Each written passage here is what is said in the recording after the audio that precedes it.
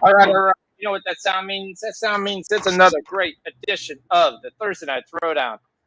Jordan and my always boy D, we will have Drunk Rich on the show tonight. It's going to be a special. He's coming back from the golf course, so it's going to be an event.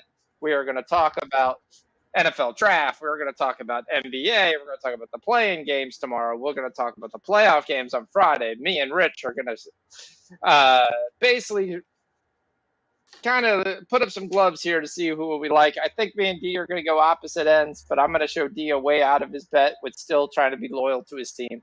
But all right, next game we got going off, getting ready to get kickoff here in 15 minutes. We got the Cards versus the Pirates. I'm on the Cards -1.5. I like the run line here.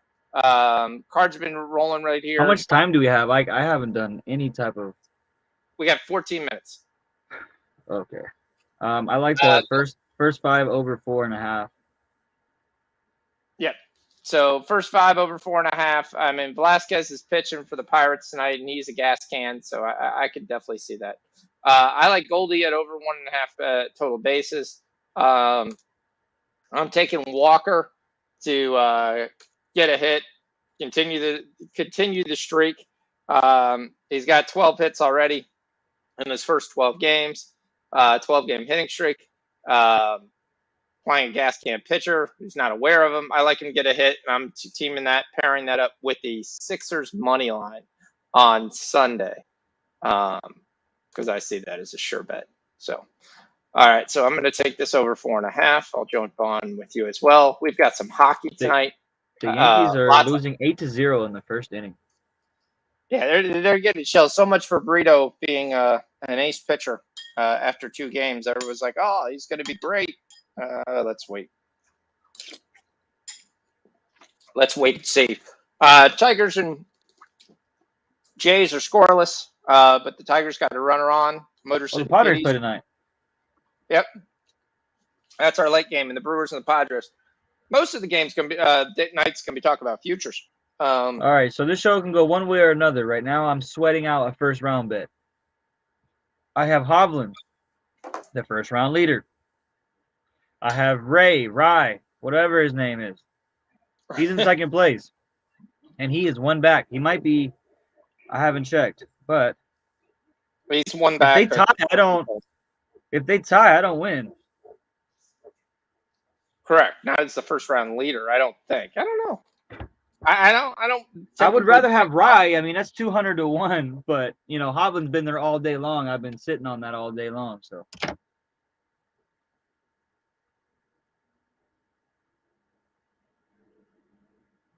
So do we have basketball tonight? No, we have no basketball tonight. Basketball's tomorrow. I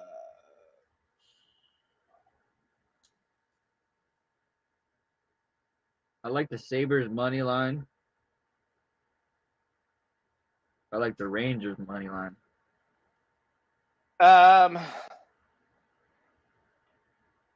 And the issue with there is you don't know who's playing in any of these games. This is the last night of the NHL season. Correct. Guys have shortened minutes tremendously. Buffalo and Nashville are fighting for a spot. Buffalo and Nashville are fighting for a spot. We do sit there say it's 0-0 right now. The Senators are definitely going full board. So they're not going to do anything, but they're going to at least try to finish the season strong. So, how's Buffalo fighting for a spot? I think they're eliminated. Because the Panthers got 92 points, and they got 87. Unless they've got 2 games. Maybe they got 2 games. Are they one of the teams with the rescheduled game? Yeah, they do have a rescheduled game. Okay, so you're right. So Buffalo is still – they have to win both games to be in it. They also got to hope Nashville has to lose, too. They also got to hope the Penguins don't win tonight. No, the Penguins got eliminated yesterday. They have 90 points, and they're 2 points back. No, they got eliminated already. Let me look it up. I know the playoffs. I know the Penguins got eliminated though. Yeah, I'm seeing that it says clinch playoff berth, but I don't know how. Because it says the Islanders and Panthers clinched the playoff berth, but they're the wild card. So what would the Sabres? Sabres could get to 93 points. Oh, yeah, To me, the so Penguins can get Boston's to locked up. It says they clinched, but it's saying all the spots are clinched, which means there's no other spots left. Yeah, so the Pens are out. Rangers, Toronto, both in.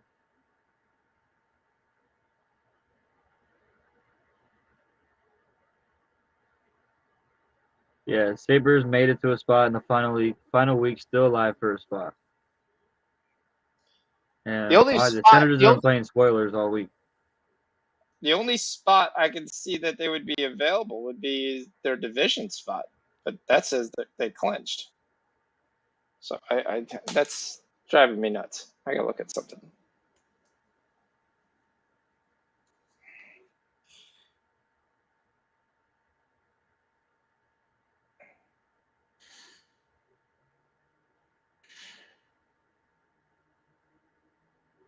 Wild card is the Islanders. They clinched. And the Panthers. I don't think they're alive. It's telling me that every team is all set. Well, I don't know. Maybe the Kings can fall back.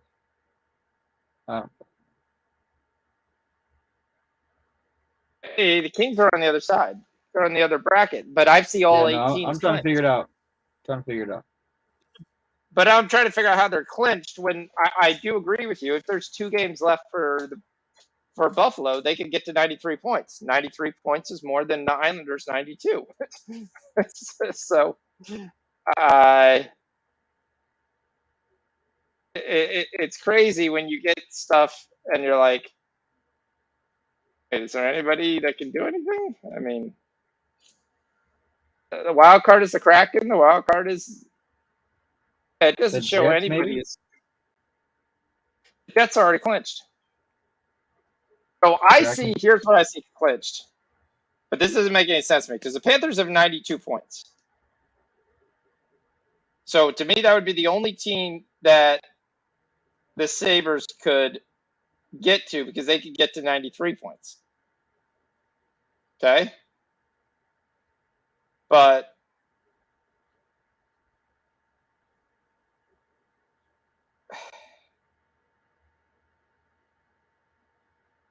I think they're eliminated. Yeah, I think you're right.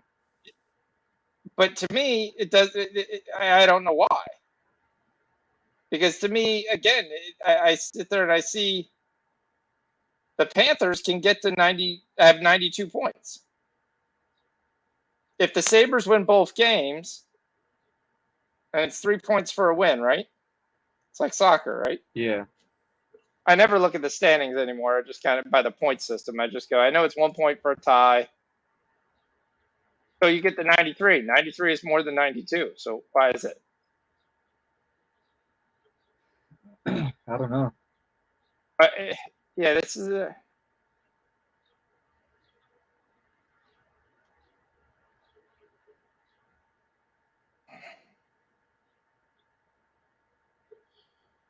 Yeah, they were eliminated after the loss on New Jersey Devils on Tuesday. Yep.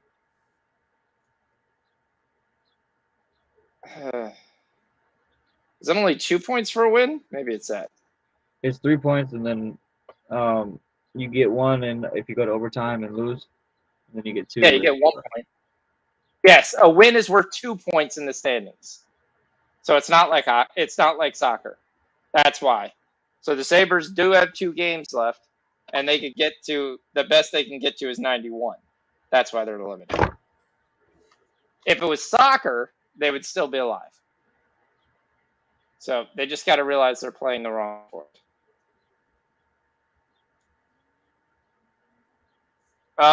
What's up, fellas? What's up, Jump Shot? we got to sit there and talk. I am losing in fantasy baseball to a guy that did not make the draft. You're playing Bob? Yep.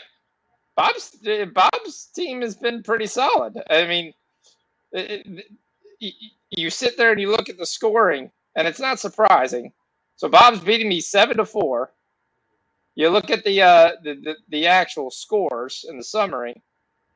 I've got more runs, more home runs, more RBIs. Unfortunately, I have more strikeouts, but I'm losing stolen base and average. Bob's pitchers are slightly worse than mine, slightly better to worse than mine. He's got a 6.65 ERA, and I got a 7. I've got a 1.7 whip. Yeah, that's not positive. So, Yeah, Chunk Shop's whooping my behind right now. So I think there's a lot of stuff there. I think right now with everybody playing every day, there's like so many different things. And I kind of look back and I said I do think I should have grabbed more pitchers because pitchers are something you could actually rotate, and hitters for the most part is like you asked, what do you do? Are you rotating your guys each week based on matchups? And I said no, I'm just playing my best guys are playing. Right. Oh, I didn't realize Gleyber Torres was back in on.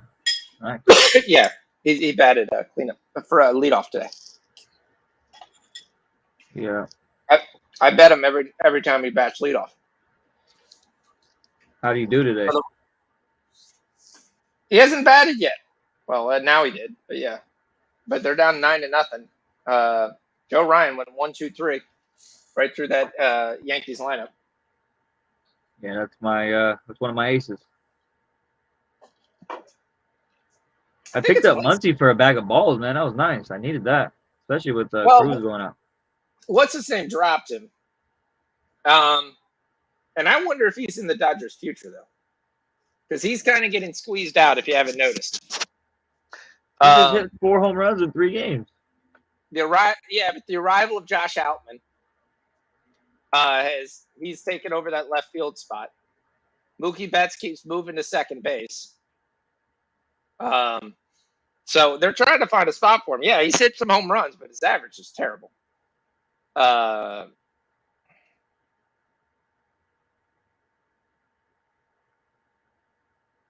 right, so Stanley Cup playoffs are the best.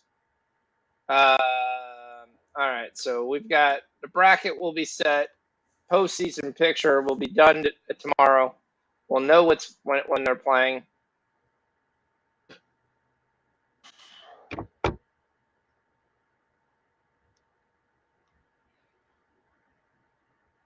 I don't know. I typed when did the playoffs start, and all I got are playoff brackets. Stanley Cup playoffs. Let's see. Home of the playoffs. Do we get a day? Are they not doing any coverage of the golf anymore? Is it over? No, the one guy still had 3 holes, unless they suspended it for the day. I hope not. Gosh, that stinks. All right, we're gonna wait till Drunk Rich to get on here. St. Louis. He's also got St. Louis because that's on a first 5 parlay he has with the Rays. The Rays at 13-0. The playoffs start. The NHL playoffs start April 17th. So it's going to be what, Monday?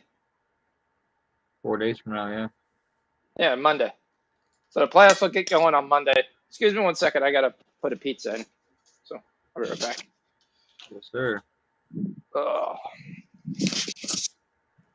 I don't know. The Padres are playing tonight. That's good.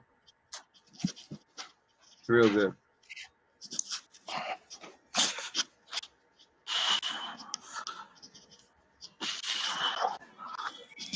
Did you put it in?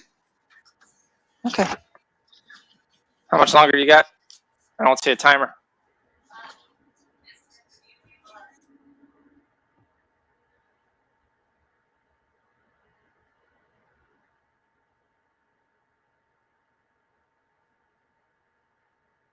Oh, there we go.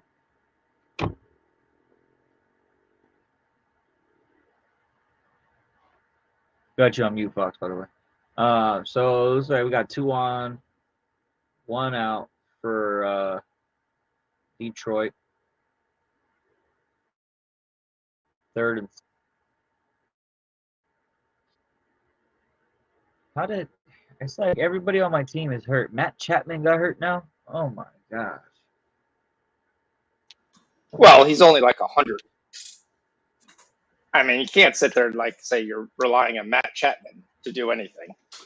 No, just he's in a ballpark that I like. It's favorable.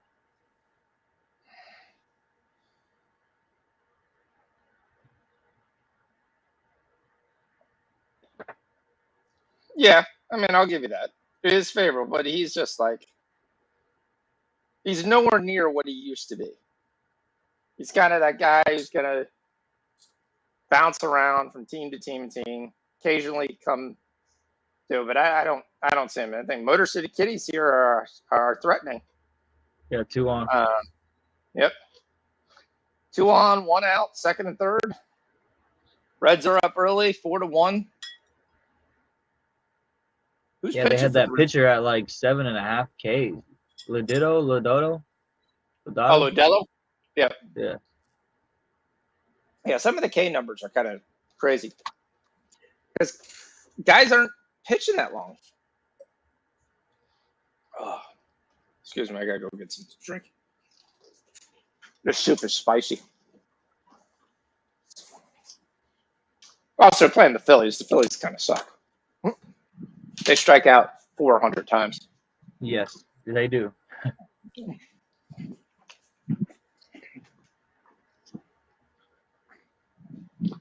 That's why people go like, "What's wrong with the Angels?" And it's like they strike out way too much. They don't get any contact on the ball. Yeah, jump shot. The over looks pretty. You could probably take it after this at bat. Probably gonna strike out. I don't know what was that the other day. The Cubs went over 22.5. Yeah, 2 games did. That's when you were like, mm-mm. That was like the Baltimore game. That was an auto bet over. Well, you're almost auto betting the Baltimore because Baltimore's pitching sucks. Their relief pitching it sucks worse than the starters. There's no starter that I trust. That's on that whole team. That's why everyone's like, well, why are you down on Baltimore? Baltimore can hit the ball. They can. And they're going to be able to hit bad pitching. And when they play teams that are good, they're going to struggle. Right. Because they just have no pitching. I mean, I told you the whole season depends on Grayson Rodriguez or DL Hall, one of them being a true pitcher. So far, Grayson Rodriguez is proven he needs more seasoning. He gets 2 strikes. He gets ahead of the hitter. They ask for fastball up, and he puts fastball up in the zone, and they just crush it. And you can't do that. You can't do that in the major leagues. That's the difference in the minors and there is getting 2 strikes and then having the ability to get the guy out. And if you can't get the guy out, that's when you get crushed. And it's not like all these guys. I mean, what was up with the Rays today? They only pitched Springs for 3 innings. Right. I mean, if you have Jeffrey Springs, you're like, you're great. He's going to pitch 3 innings a game. Did he not get hurt? Isn't that what Rich said? I don't think he got hurt. I think they just pulled him. Kevin Cash being Kevin Cash.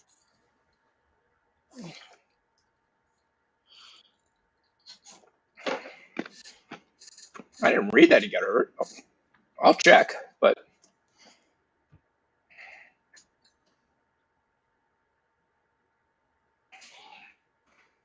okay, he did leave with the left arm injury. Uh-oh. Well, that's great because I just picked up Taj Bradley. I love Taj. I was shocked. I told Dad before the year ago, I said, there's 2 hot Rays prospects. If you're going to get them, you're going to have to get them now. And he went, nah, I'll be fine. I'll wait. I'm like, as soon as they pitch Bradley's pitched in a major league game, and he pitched well. I was like, that's all I need to see. In that organization, a top arm who's going to be in that rotation, I'll take it. all day. So they know how to deal with pitchers. They tremendously pitch. You got Tyler Glassdown coming back for them.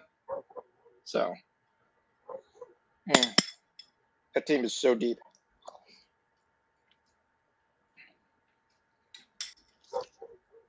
The hitting's all based on Wander right now, but yeah. So are we gonna talk about this Warriors game? We'll get to it. We can do NBA before he gets there. So, all right. So let's talk playing first. So the play-in game, just to let you know, give you a quick thing. 3 dogs won for the play-in game for the first time ever. 2 10 seeds won for the first time ever. No 10 seed has ever won. Now 2 both win on the same night. But you kind of watched that game, and I kind of had that feeling where Miami was going, if we lose this, we have another game. We're okay. And Miami versus Chicago, I'm taking the points. I'm taking the 5.5. I don't think Chicago wins, but I just think you're going to play a game in another night. Butler generally kills the Bulls when they play. It's a much better matchup. The one thing you're looking at the game, they put a line of 208. 208 to me is way too small. I don't care who's playing. 208, every game would have cashed over 208. So I like the over in that game. I think the Bulls will give them enough offense. So we'll talk about that. We'll get to the playoffs. And then we got the late game. It's OKC in Minnesota. I think Rudy Gobert coming back for Minnesota is going to be huge.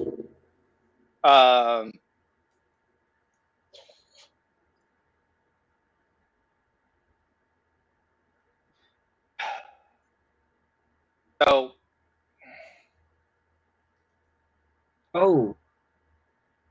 I think that's going to be huge because the OKC lives in the paint. Gobert is going to make that very, very difficult. Will I take the points with OKC? Yes. Do I think Minnesota wins? Yes. I think Minnesota wins that game because of the difference of Gobert. I think Gobert is going to give him 14 to 15 points. It's going to give him 10 to 12 rebounds. It's another thing if Cat gets in foul trouble. There's no one who can guard Cat on the OKC at all. None. I think Edwards is going to drive a lot, and I think that's what was available. You basically look at the regular season, Minnesota versus OKC, kind of different games. Most of all these games were high-scoring games. The difference, though, is Minnesota didn't have any of their guys for the most part of any of those games. So you kind of throw those out the window. So, like I said, I like Minnesota to win it. I really don't even think OKC wants to win this game. I think they got as far as they really want to go. I think they'll go far. But Conley versus Giddey is going to be a different story. It's not going to be the same thing that you saw last night, where basically Giddey was able to kind of sit there. For whatever reason, the Pels didn't really contest. CJ McCollum, I think, really went through the motions that whole game. Didn't look really interested in contesting shots, not lifting his hand up, getting a guy's face. He was a good 1.5 feet, 2 feet behind guys when they were shooting threes. I don't know if he was dead scared of fouling someone or just dead scared of actually looking like he gave a damn. I think you'll get a different showing from Minnesota at home at Minnesota. I'm interested to really see if the NBA allows the girl to screech. Because there's a couple things when my only different thing with the screeching is they missed 16 free throws. So if you're allowed to do that, and that actually matters, it's going to be like the stupid Giannis thing where they start counting down every time he goes to the free throw. Not only did the girl be able to shriek, screech, whatever you want to call it, she was able to do it on both sides of the court.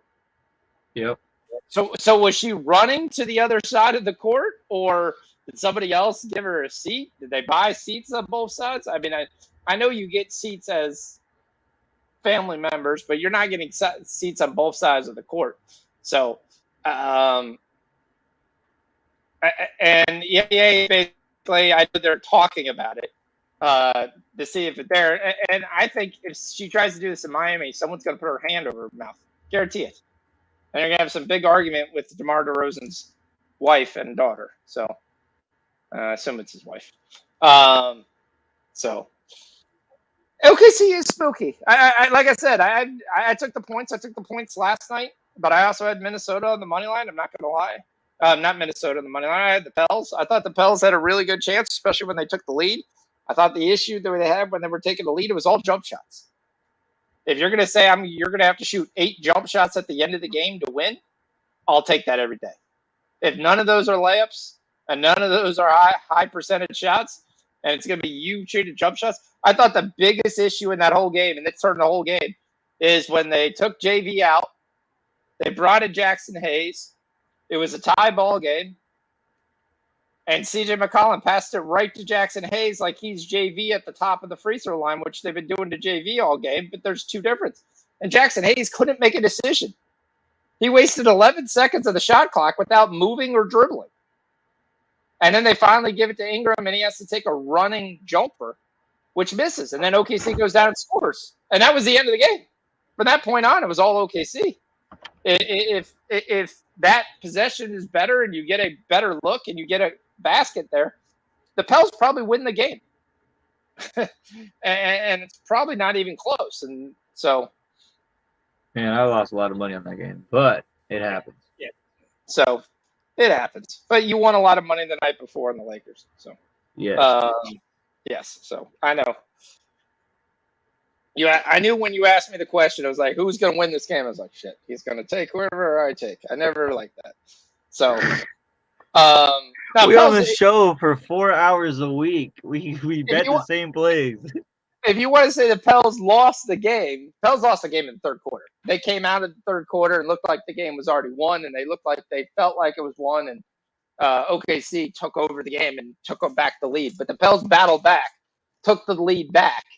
You had all of the momentum at home, and really, I break everything down to that possession. If that possession goes a different way, I 100% think the Pels win the game. But it doesn't. They get behind, then they start forcing shots. Changes the thing. That possession came with like under 2 minutes to go too, so that's a lot saying. Right. So, OKC Minnesota. I've already took the over. 227.5 is what I got. It's already moved up to 228. OKC is going to have to run to stay in this game. Minnesota's going to run to stay in this game. I don't have any issue with that.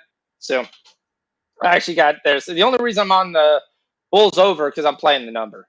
208 is too low. You're getting 210 generally in these playing games. I don't see we're getting 208. Do they pay out for the first round leader? Yeah, that's what we're trying to figure out. MT13, you would know better than us with golf. I don't bet a lot of golf. So let's go move on to Saturday, because that's what D really wants to talk about. We all know my opinion on who I think is going to win. I gave the diatribe on the Discord. Brooklyn versus Philadelphia. Bets I've already made that I will tell you guys should make is Philly to sweep and 5 games. So the way I bet in NBA when we're looking at series prices, I'm going to bet what I think is going to happen, and then I'm going to bet something where I could win. If I'm wrong, I'm still going to cash out better because just in the series. So let me go to my bets in there. So for the Philly, I took Philadelphia 76ers 4-1 plus 200, 4-0 plus 240. 76ers should make short, quick work of the Nets here. Should get at least a unit payout, maybe a 1.4 unit payout. So I'm perfectly fine doing that. I have bet, and we'll just move right to what he wants to talk about first. Atlanta and Boston. This is another thing I think Boston will win. I actually hadn't bet that because I was waiting I didn't actually have any line on that. So let me see what the current lines are on that.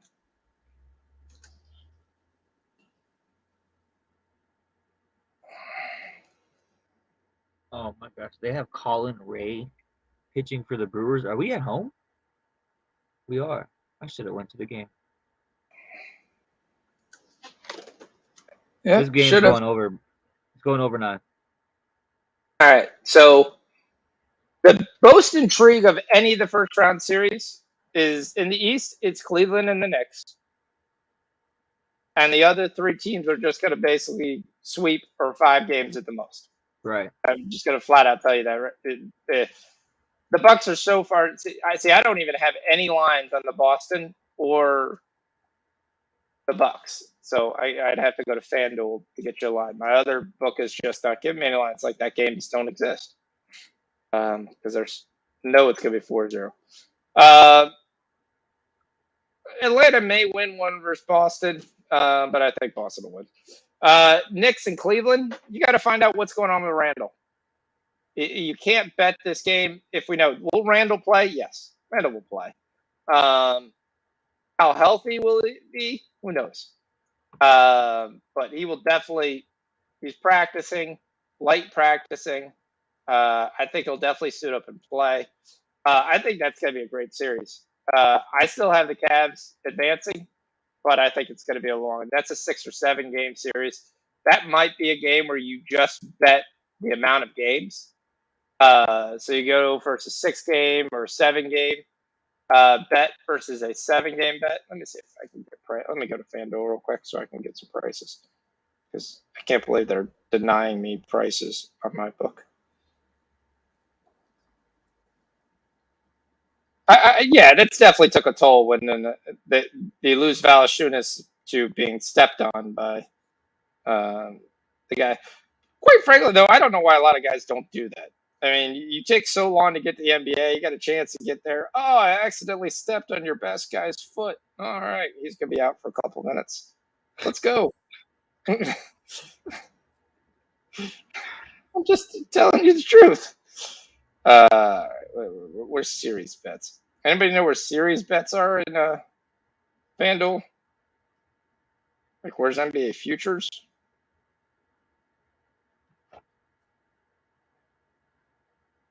Let's see here. Playoff doubles, playoff series. All right, here we go. All right, so the Knicks and the Cavaliers. Cavaliers are minus 205. If you're looking at the series spread, it's plus 1.5. The next, I really think this is probably 4-2. Correct score. All right, there we go. So if you're going to take Cleveland 4-2 plus 490, you're going to take the Knicks 4-3. Like the win in 7 is plus 650. That's kind of where I would look for. But if I was going to look just for number of games, worst number of games, that's the bet I would make. Because really, either these 2 teams right here could win the series. Yeah, I'd go 6 games at plus 210, and I'd throw something on 7 games at plus 190. That would be my thought process on that. Looking at, all right, we're going to talk. Well, let's go. This is what he's waiting to talk about. Golden State and the Kings. Here's my thought. Golden State's going to have to win 2 games away to win this series. Hold on. Away where? 60 miles from home? Yeah. And what was the series record this season? Doesn't matter. It's totally different teams. We've already played this team. This is 60 miles away from home. It's going to be a home game either way. I think it's going to be very overwhelming for this team. It's not going to be overwhelming at all. I mean, I could see it going 6, but I think the Kings basically come out of the first 2-0. And I think really?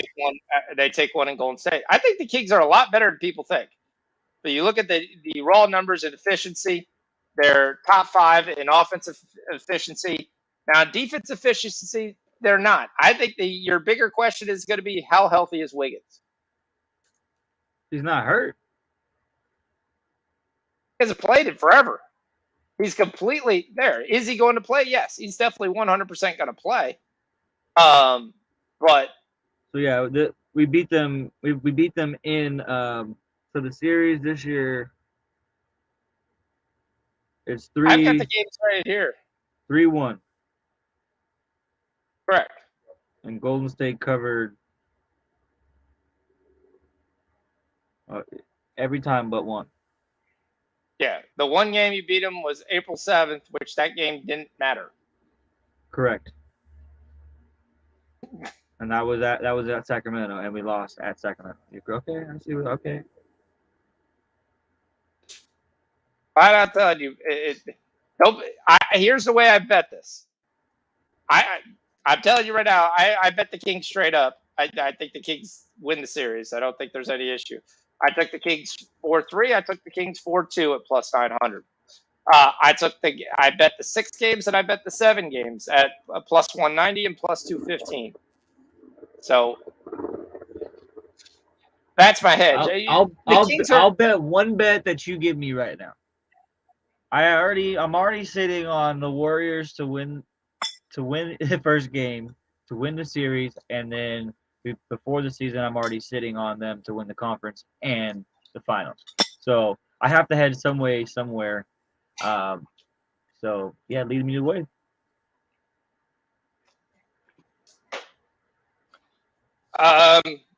Gut feeling, I would take that 4-2 Kings plus 900. Either 4-2. that, or you can take the series price, the plus 1.5. I think the wrong team is favored. I think you're basically getting a lot of love for Golden State. But Golden State's been terrible. They've been terrible from the way teams. You look at teams that have had losing records. We know we did this last year, right? Same thing. No, not as bad. Not as bad. No, you're right. Not as bad, and you're playing a totally different team. You're playing a team that, okay, Curry's not going to stop Fox. Fox is going to get 25 a game without any issue. There's no one that's going to stop Sabonis. None. Harrison Barnes, when he plays the Warriors, has his career games every time he plays the Warriors. I would take Harrison Barnes points props in every game of this prop as long as it's not over 14. Because normally it's about 9.5, 12.5. So that's going to be there. Can the Warriors come out here and shoot outstanding? Because the Kings aren't known for their defense, but I think they're going to play a lot better defense. They know the Warriors. Kevin Huerter is a bigger deal he's a poor man's Klay Thompson when Klay Thompson can play defense. And Huerter's going to be able to put it, but I basically really look at when the 5 go off, you have Jordan Poole versus the Kings bench. That's what you're going to have. And Davion Mitchell and Malik Monk has proven they can basically get the job done. Monk has the ability to go off. I think you're going to have high-scoring games because there's really no defense whatsoever. But don't be surprised. I mean, Keegan Murray continues to get better every single game he plays. Terrence Davis is capable of putting up points. Trey Lyles is a matchup difference, and I think your size is going to be a difference. So my next question is the winner of this series, do they win it all, or do they at least go to the finals? I had the Kings in the Western Conference Finals. I don't see them going to the finals because there's things that set up really well for the Kings. I had the Kings playing the Lakers in the next series. Wow, that'd be nice. Which I wonder how much, and I even wrote about it, the league would kind of screw the Kings as they've screwed the Kings before. They screwed the Kings during Kobe's standard. When the Kings had it up, that Game 6 was the worst. It's listed as one of the worst officiated games of all time. And the Lakers came back and won Game 6, and then they won Game 7, and they came back and won the series, and then they won the title. But should have never been in that game. Oh, nice. If you took Buffalo. So I'm looking at Golden State, Sacramento. I love when they put a playoff game at 238. That's just a lot of points for a playoff game. I can't get there. It'll probably go over, and then I'll be on there for the rest of the way, but I just can't get there. And by the way, the sharp guys, this is the game versus the public, and these sharps are all on Sacramento. So, and the public money is starting to, looking at the numbers here, is starting to come back from a points perspective. It's starting to come at Sacramento. Yep. Yeah, that was definitely 100% rigged. The total is not touching. The under is where the public is at 238. That's a really big number. I understand why people are doing that. Money line, people are on Golden State, but I see people tell me put houses on Golden State, and I'm like, no. No, I don't do that. I don't think people realize how good this Kings team is. I really don't. When you look at the actual stats and the efficiency of offense, the Kings are much, much better than people think. And everyone's like, oh, they were in the third series. They're going to be like the Portland team. The difference with the Portland team is you roll out a 5'10" point guard. And then you roll out a 5'10", 11 shooting guard. And then you wonder why you could beat the crap down low. Or guys can sit there and get shots off. So,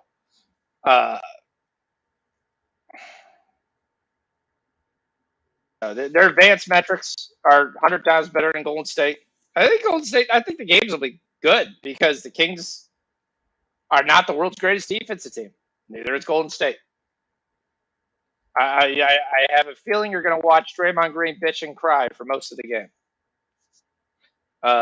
Hopefully they toss his ass. So we shall see. Then we'll move on to Sunday. Lakers into Memphis. I think this is a big question of Memphis not having any bigs. That's the question. If Steven Adams could somehow make this series,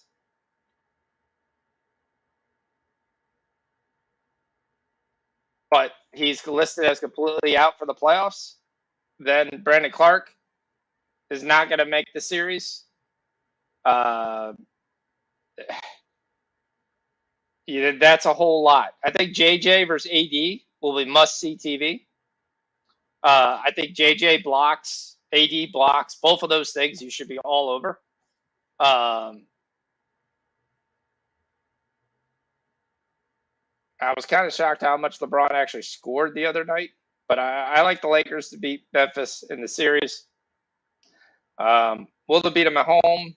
This is another team that when they leave Memphis, they can't win, just like Golden State. And teams that do that don't win. By the way, teams that have lost in the tournament have never advanced. For the much road losses that you've had, when you're more road losses, there was some of the percentage. So trying to do the percentage. So we're talking about Avisa has never made it to the second round. All right, did Walker just get his hit? No, sorry, that's golf. I hope we trade Kylie for Austin Reeves. I was about to say Kylie for who? It's Kyrie, but it's not Kylie. Kylie Jenner. I mean, that's what we're hoping for the trade. Come on, you're getting married. Can't say that, and you have a kid on the way. Oh, I can actually, I can say that. I mean, my car nickname is J-Lo. I thought of my license plate. Come on now, I got my crushes. That ain't going away. All right. Dang, Ottawa tied it 2-2 in a matter of 45 seconds. Yeah, great goaltending. Yeah, who is goaltending? Levi still? They put this Levi in like 5 times. Jordan Walker is on deck.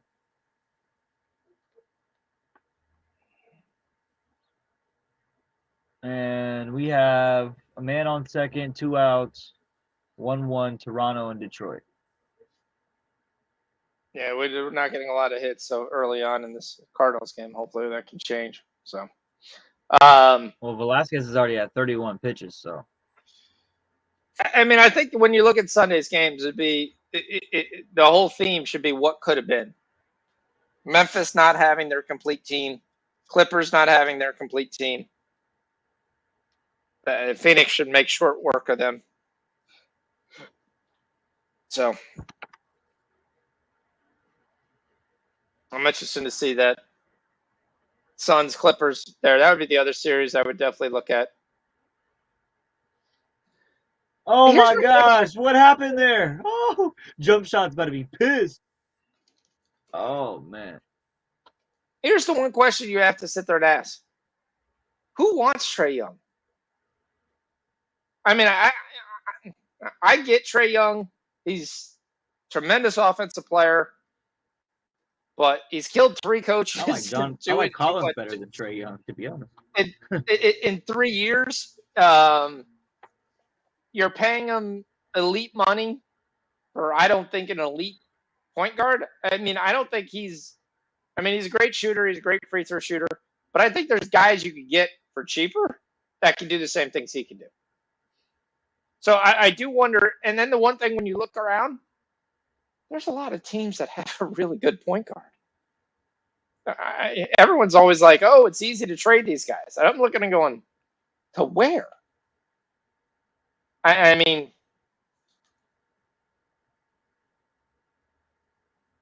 could he go to the Clippers? Possibility. Utah. You'd have to figure out. You have to find who wants to basically. All these teams are over the cap, so any trade is just going to be who wants to pay the luxury tax. Yeah, I mean, he could go to Utah, but you could get something for him. OKC makes, when they look at the day, they say makes sense. To me, doesn't make sense. I was just about to say that, MC.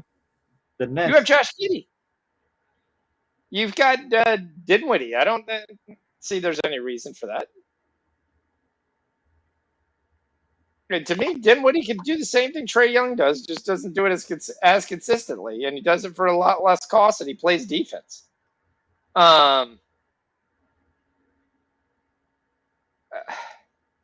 Detroit would be an interesting one. What's up, Gerardo? Yeah, I mean, everyone brings up OKC because OKC is 6 number 1 picks in 2 years. There's only 5 positions in the NBA. And you just drafted 4 guys in the first and second round, and your 2 second rounders look like surefire bench players. So who you think they're going to be dangerous? They have the potential to be dangerous. It's going to be a question of how there. I mean, you got to everything. If this team had Chet Holmgren, I'd take him over Minnesota. Oh yeah, because I think they'd have more size. The biggest lack on this team is size. You've got an elite scorer in SGA. You've got a complimentary do everything player in Josh Giddey. 15, 8, 6. That's 15, 8, and 8. That's probably what his average ceiling is going to be. You've got an up and coming 3 guard at Jalen Williams. Needs to really work on his shot. To be more successful. But then you look at the end thing and go, I don't think Chet's that great, but I would just say it'd be another big player that could score down low. They don't have that right now. I mean, the problem is you got to play Lucas Dort, who's 6'5", at the 4. If you had a true 4, like let's see. I don't want to date myself, but here, say John Collins. If I was getting John Collins from Atlanta, and you threw him at the 4, and then you threw the other Jalen Williams at the 5, or went out and got another big man, I mean, be interested in Mo Bamba and Albert Sagoon, any of those guys to play. And that's where OKC could be dangerous because they have all the ammunition to make any trade they want. Any guy becomes available, malcontent, discontent, they have the ability and the ammunition. They're going to be named every single time on every trade. The question is, can you get everybody to buy it? You need to sign SGA, which SGA looks like the right type of player for OKC, that he's not trying to run to New York. He's not trying to run whatever. He's willing to build the team there. He thinks they've got a great team. Josh Giddey's a guy who's not all flash. Chet Holmgren's kind of the same way. Whether he works out or whether he does not, he still has tremendous talent. I don't think he's going to be a star in this league, but I think he's a guy who's going to get you 15 on a nightly basis. There's no guarantee Giddey's gone yet. That's the rumor Giddey's gone. So if Giddey's gone, yes, and then Trae Young makes a lot of sense, but I wouldn't let Giddey walk. Oh, man, they suspended it. I mean,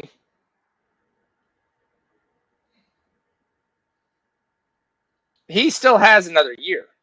He doesn't become a restricted free agent until 2025. So he's going to be there another year. Unless they want to move him as part of a deal. Because if he don't think he's going to sign, which he needs to look and say, look, I can win here. But that's the one issue when you put the team in Oklahoma City here. It's not like it's the most attractive place to be.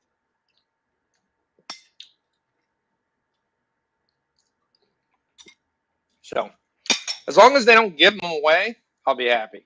Like, it's not a cap casualty here. We get Russell Westbrook. And we give you D'Angelo Russell.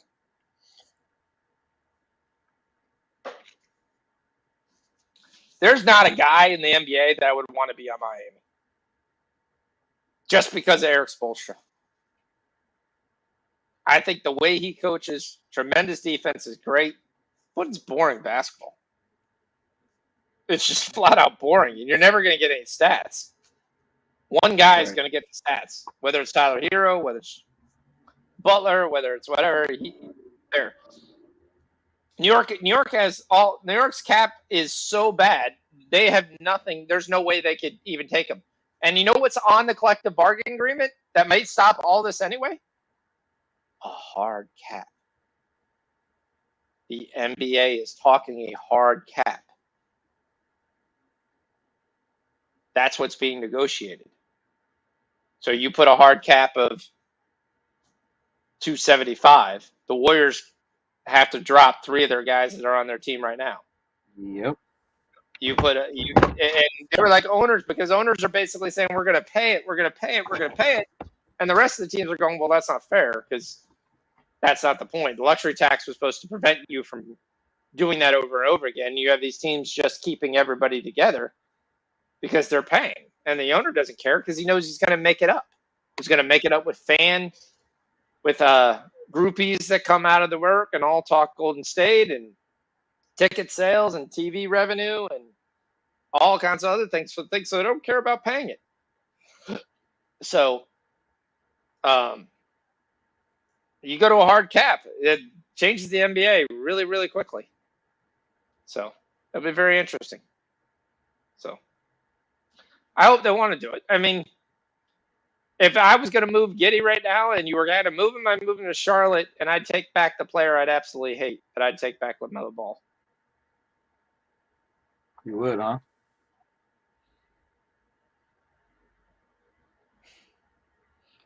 I mean, I'm just trying to say it's a guy who would be a similar deal that you'd get. Now, Miami doesn't have anybody you'd want they could offer. You're not asking for more first round picks for Giddey. You'd want a player back. So is the rumor that AD and LeBron really not getting along, and you're going to get AD back for Giddey to go to LA? Sure, no problem. Package him up. Giddey going to go to the Clippers.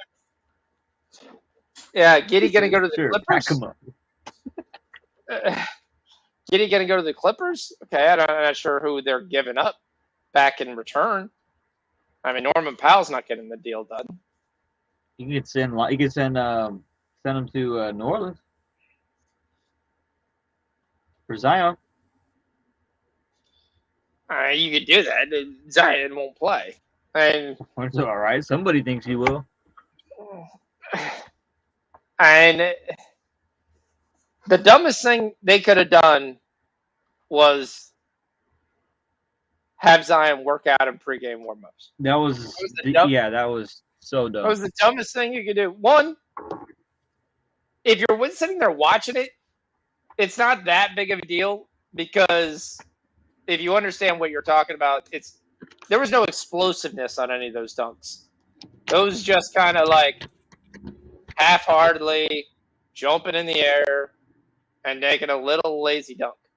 It wasn't like he was blowing up and he was firing up in the air and No, but he did hanging in the air. dribble pretty heavily for having a hamstring injury. Well, but if you looked at the hamstring injury, that was basically he tried to come back in February, and they were inside doing 5-on-5 workouts, and he pulled the hammy right after it being recovered, where they thought it was ready to go. And that's kind of the reason it says, is the hammy probably ready to go? Could he have probably played some minutes? Yeah, he probably could have played some minutes. But I don't know. I'm not a big Zion guy anyway. I think he only plays one side of the floor. I think what you get on offense, he gives up on the other side. So, right. But he does create more shots for guys. I don't even know what he does, man. I haven't seen him play enough. I feel like I see more of Lonzo Ball than him.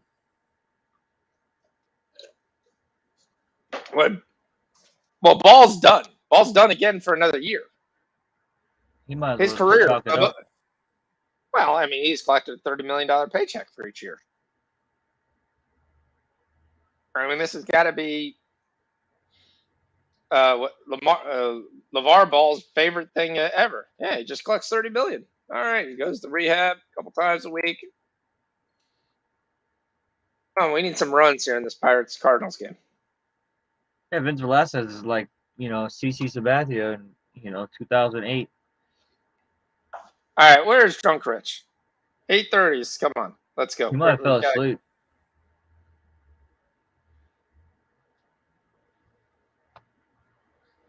I can't even talk about my favorite thing until Rich gets here.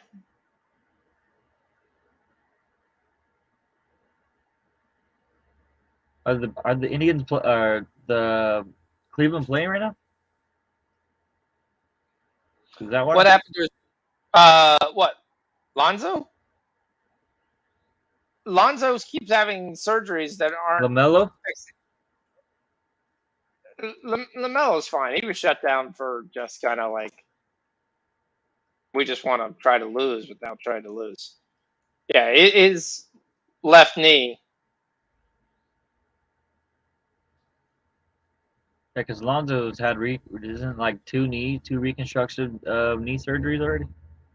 Yeah, and then he had a cartilage transplant in his left knee. What the hell? That's and it's pretty going to be deep. that's his third surgery on the same knee. Don't worry, the Ravens think 3 surgeries on the same knee, guys are going to be a star. So, are we really going to talk about the Ravens right now? They won't even pay Lamar. Are they going to pay the most overrated wide receiver? I think they're getting Josh Gordon when he joined Seattle. That's who I think they're getting, but they're talking like they're getting Tyreek Hill.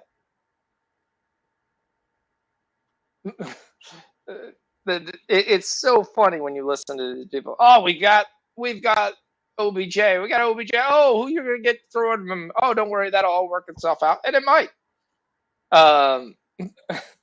Yeah, Brandon Roy definitely likes knees. His career ended tremendously just because it's the same knees. So,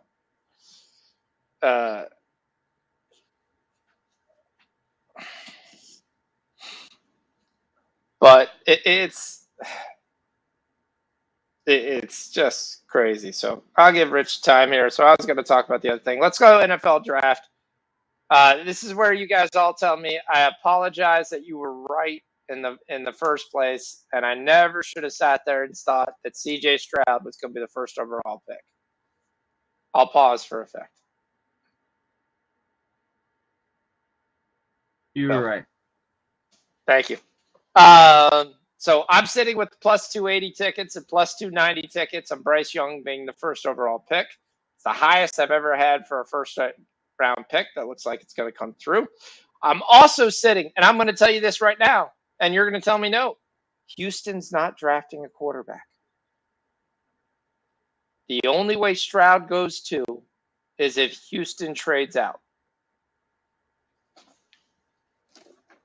Telling you that right now. Why Houston don't they want a is not, quarterback? because the grades on the quarterbacks in this year's draft are less than the grades that you're going to get for Drake May or Caleb.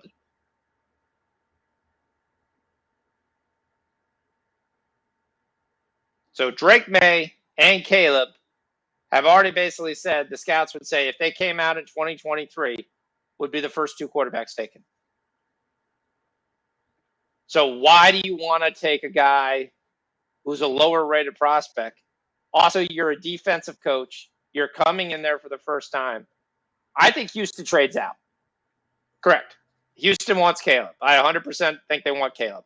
I think they're going to go ahead. That's if they don't overachieve like they did this year, though. What you say is, I mean, they should have won a little more games. They almost beat us. You look at the teams that suck. They drafted a quarterback within the last 2 years. They're not going to draft another one. So eventually you got to look around and say, okay, well, we're going to get May or we're going to get Caleb. So, and I think what they're going to do is trade down for a first-round pick next year and the first-round pick this year. And then use that first-round pick just in case they don't get first. They can move up to go get in a position to get Caleb. But I think that Houston 100% wants Caleb. I think they decided 1 year, we've sucked for 30, so what's it matter? One more year. You added DeMeco Ryans. You told him you're going to extend the defense. He's going to drop back. This is where teams like, and at 3 is the interesting one, because I'm told, and I've read this from other advisors, there's a deal in place between Tennessee and Arizona. But it's dependent upon CJ Stroud being available. Arizona. They owe like Kyler Murray like $200 million. Yeah, but Arizona wants to drop back in the draft too. Oh, okay. And there's that thought process, but yeah. But I think Arizona drops back in the draft. Someone, like I said, Tennessee moves up. They want CJ Stroud, so I've got a plus 540 ticket on CJ Stroud going number 3.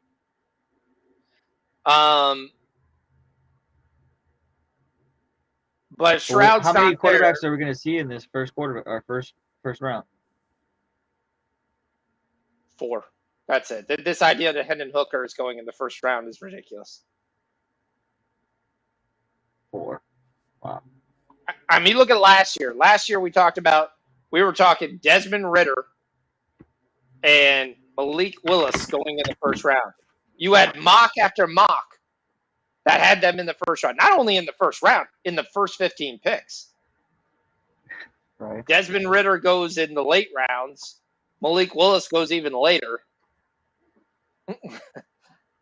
Pickett's the only guy that's named. Lincoln's quarterback's not named Jalen Hurts. Don't get in the NFL. Sam Bradford might be a little different there, but I don't know if Lincoln Riley was there when Sam Bradford was there. And Baker Mayfield keeps running around.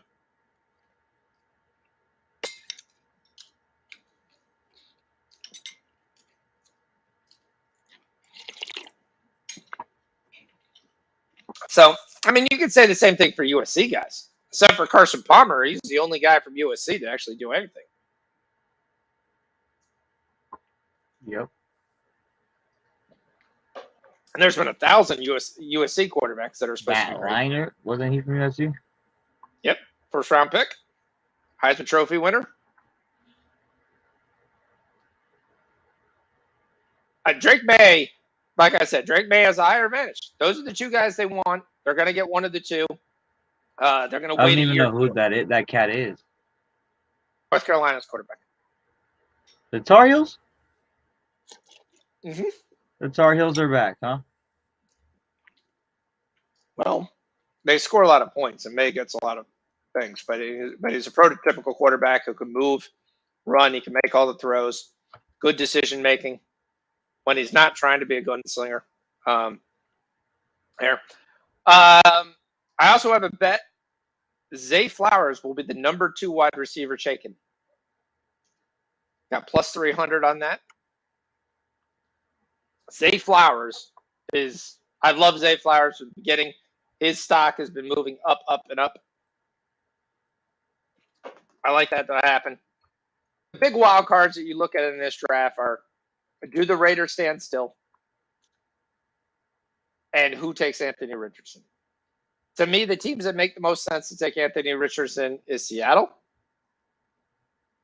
I think Indianapolis makes a hard run after Lamar right after the draft. See if they can get him. If they can't, they just move on. I think they take a quarterback late in this draft, but I don't think they attach it on day one. But I think Seattle makes a whole lot of sense to go ahead and take Anthony Richardson, and the Raiders make a whole lot of sense to take Anthony Richardson because both of those guys, he doesn't need to start for a year. He can sit on the bench. He can sit on the bench for a year and a half, and see if there's anything there. The tape on him is terrible. The word on C.J. Stroud that's not going well. C.J. Stroud did not do well on his testing at all. C.J. Stroud, his attitude has come up that he believes he knows better than the coaches. So he's got a kind of talk of it where he's not coachable. He just kind of one of those kids that was described as just goes, yeah, okay. But his answer doesn't really sound like he believes him.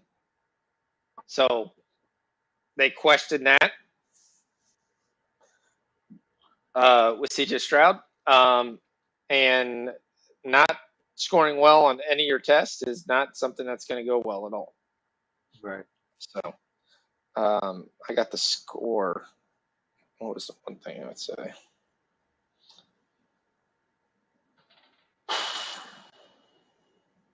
Yeah, so his S2, he was one of the lowest quarterbacks to score. Yep.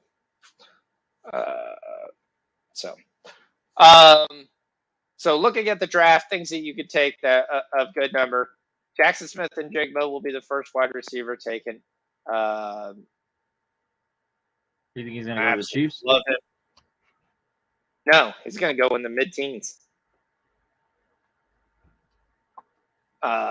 There's numerous teams that could be taking Jackson Smith and Jigba, but he's going to go somewhere between 12 and 17. Where's the best fit for him in the 12 to 17?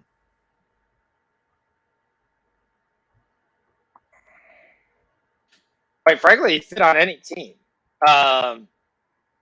If Houston drops down to, they could take him at 12. That's probably the best fit because I think Houston's going to approach this draft of how do we get all the pieces for a quarterback without drafting our quarterback? We're going to grab defense to keep the score close. We're going to grab him a number 1 wide receiver. That'll be the pick 12. That's going to come to them. I think the Jets still make sense because of the value of talent, and I think New England makes sense. I don't think Jackson Smith and Jigba gets past 14. I think there's a couple guys who have a couple guys rated higher, and if that's the only guy available, they're probably going to take him. Right. When you're looking at tight ends, but I think Zay Flowers to New England is also a big chance too. I think New England's going to look and say we need speed on the edge. We don't have any speed on the edge. They get these good, prolific receivers. Jamal Myers is gone. Nelson Aguilar is gone. They need to improve the receiving core. It's been forever since they drafted a true first-round pick, and I think Zay Flowers is that guy that they say we spent years chasing Tyreek Hill, and we need someone who can do similar things. And you put on Zay Flowers tape, and all he does is make plays. So Flowers being the number 2 receiver. I actually have a pick with him going to New England for a nice pick as well. Like I said, number 2 overall pick. A lot of people like Will Anderson. I'm not as sold on Will Anderson. I already said, I told you, I don't have Houston taking quarterback, but I don't think it's Anderson if they're forced to take this pick. I think it's Jalen Carter. 3rd pick, like I said, a couple things you could take. I have Anthony Richardson at plus 700 being the 3rd pick overall. I have Stroud at plus 450. You could still get Stroud at plus 450 for the 3rd overall pick. I would definitely put at least $10 on that. First quarterback taken. This is one of the ones that is going crazy. It's either Witherspoon or it's either Gonzalez. Those are the 2 guys that you're looking at.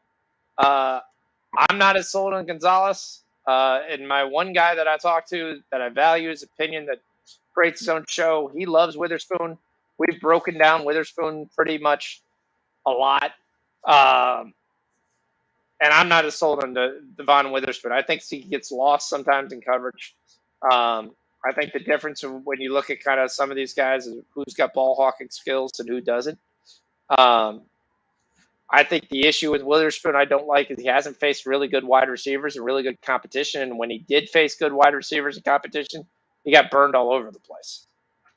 I took a nibble on Christian Gonzalez as the first cornerback at minus 110. That's different than the mocks. I love this bet. I got Paris Johnson as the first tackle. I think he's the only tackle in the first round that can pass block and run block the same. He's the offensive tackle from Ohio State. I have him as the first guy being chosen. First tight end chosen. A lot of people like Dalton Kincaid's been cleared, and people think Dalton Kincaid's going to go. I still think it's going to be Michael Mayer. I think there are 2 teams that actually have Darnell Washington as the best tight end, which he might be the best tight end. He's the most physical specimen in this draft. But where he goes as a tight end, we're not sure. Let me see what we got on FanDuel to see if there's anything else on there because I didn't take it. Okay, FanDuel. All right. Have the Cards finally got a run yet? No. Motor City Kitties are winning again. How do the Motor City Kitties keep winning? Well, they keep winning, and then they both leave. Technically. All right, let's see. NBA, there's football. Here we go. NFL draft. All right. Number 3, they have the same thing. Yeah, if you want to draft number 4 pick overall. First tight end taken. I don't believe that. First defensive end player taken. I would take a nibble at Jalen Carter plus 650. I think Tyree Wilson, by the way, is going to be the best edge rusher of any of the guys that are being drafted. So is this draft like rich at all? Like, is there going to be a lot of No, gems it's not a very deep draft. There's a lot of starters. I don't see a lot of stars. Like if you look at the quarterbacks next year are better than the ones coming here. The wide receivers is great. Tight ends is solid. You got 3 potential really good players. Linebackers, this draft sucks. If you draft a linebacker in the first round, you should immediately be fired from being a GM. None of these guys are really any good. These guys are second-round talent that you're getting on day one because there's just not anybody else at linebacker. Edge rusher, I had an argument with this. A lot of people like Lucas Van Ness.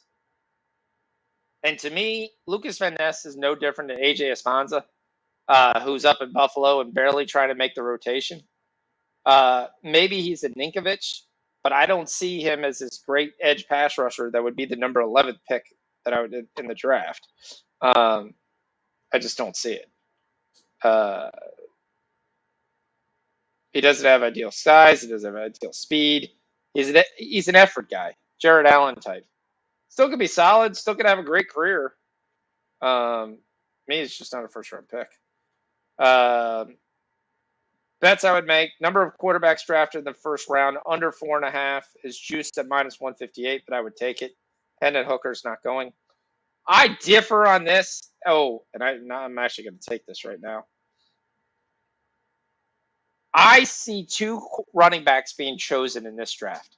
I see Bijan Robinson, surefire first round pick.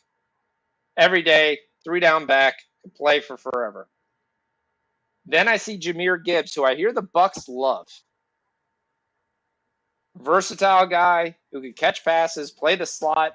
Basically, to me, is a young Christian McCaffrey, a little bit bigger, same type of hands. Guys could catch 5 or 6 passes out of the game. You could run him. You could have a great rush. I see Jahmyr Gibbs right at the end of the first round, someone taking Jahmyr Gibbs because they could have him for 5 years.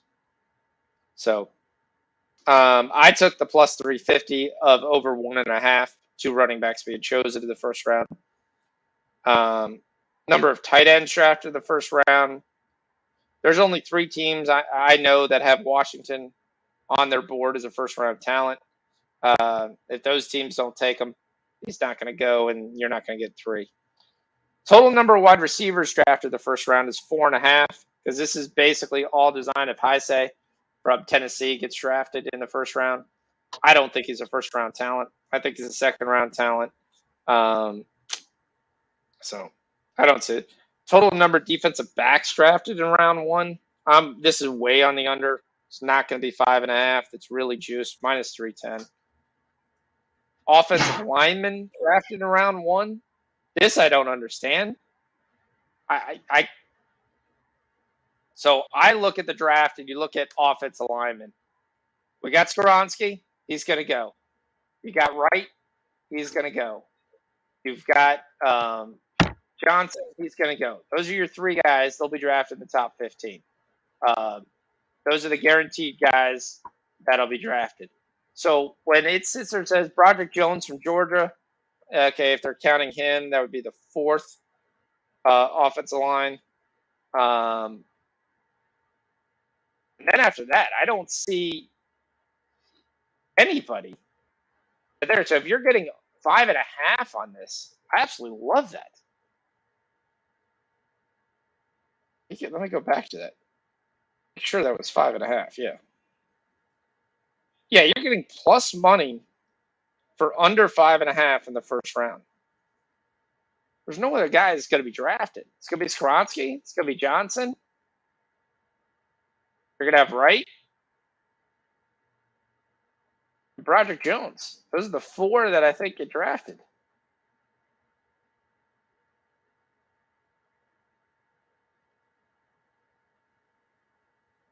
I'm going to take that. I'm going to plus money on that too. So I'm going to plus 152. That's an official play. Under 5.5 offensive linemen being drafted. Yep, putting it right now. So here's where you go. Team to draft Jackson Smith and Jigma. I would take the Texans. I think you're going to have 2 chances. I think you're going to get the 11th pick and the 12th pick, which is going to give you tremendous value to be able to take that. And I'm going to take Houston Texans at plus 450 to draft Jackson Smith and Jigma. Jahmyr Gibbs is there. I would take the Bijan Robinson to go to the Cowboys. That's where I think he goes. You're just let go of Ezekiel Elliott. You can grab Bijan Robinson, and you've got your 1-2 back that you can see. Texas kid, Texas guy. He's an absolute stud. You fill your need right away, and you get younger and cheaper and the same production. I know the Bears love Jalen Carter. If he lands the 9, he's going to go there. What time's that game start? 9:45? 9:40? All right, so I got some time. Yankees are getting their clock clean. Pirates and Cardinals are. We need an explosion here in the 5th inning, D.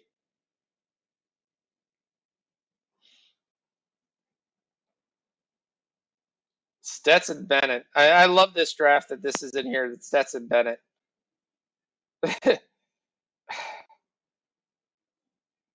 I don't know if he goes in undrafted. I could see a 6th or 7th. All right. So that's the stuff for the draft. We went over the NBA, went over the draft. D, what else you got?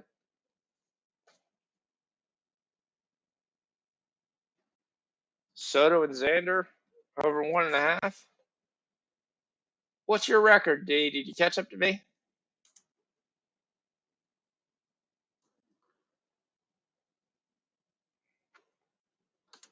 I gotta see.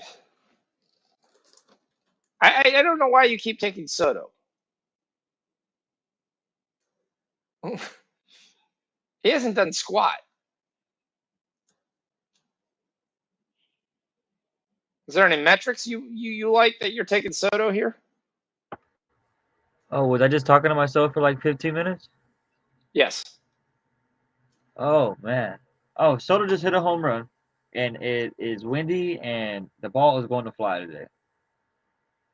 Okay. All right. As far as Xander's been on base all, but I might even take him to steal the base. I've been taking Xander. I don't take guys who don't have good batting average. So when I look at Soto, he's hit 3 out of 5 days. To me, that's an unplayable bet. I'll take the total bases because it's coming off 6. So And we're home now, too.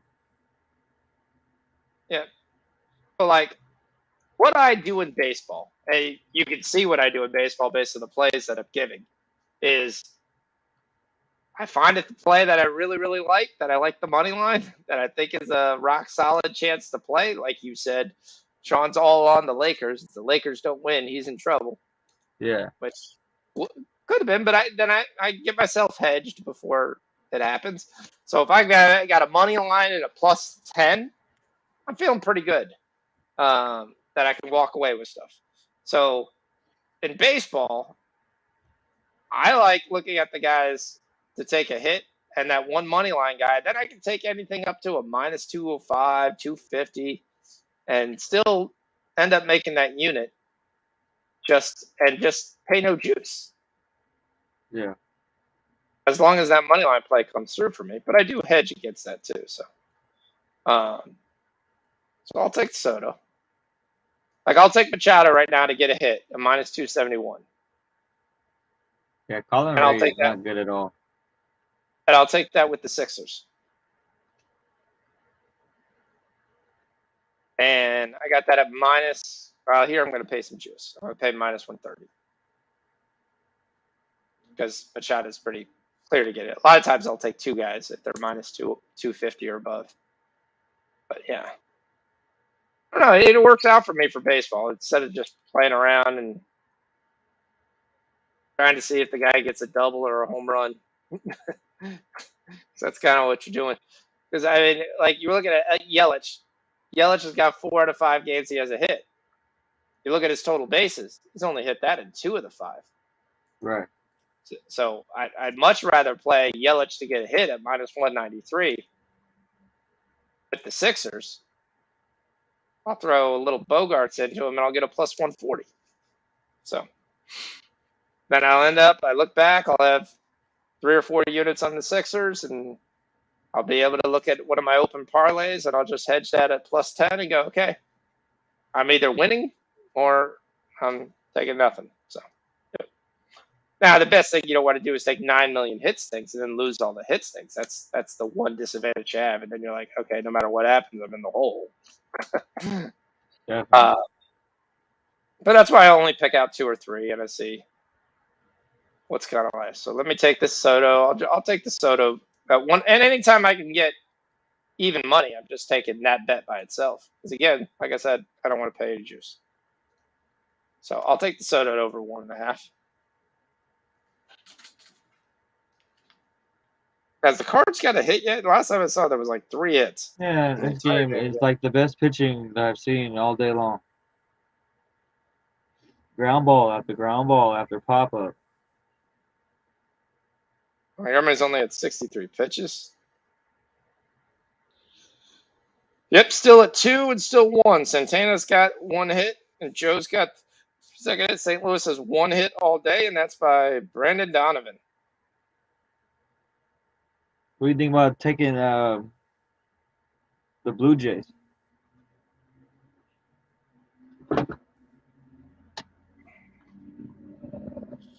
Versus the Motor City Kitties, what are we getting? Are we getting a good number? 130.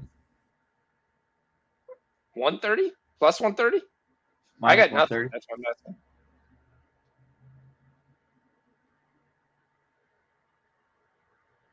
Yeah, it should refresh now. Who's batting? Where are we in the order?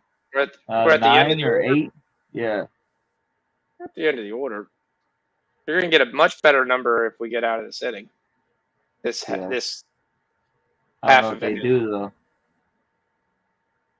Well, you got Belt, you got Merrifield, and you got Espinal. Merrifield struck out twice. Espinal hasn't got it out of the infield, and then Cavion Biggio has to hit.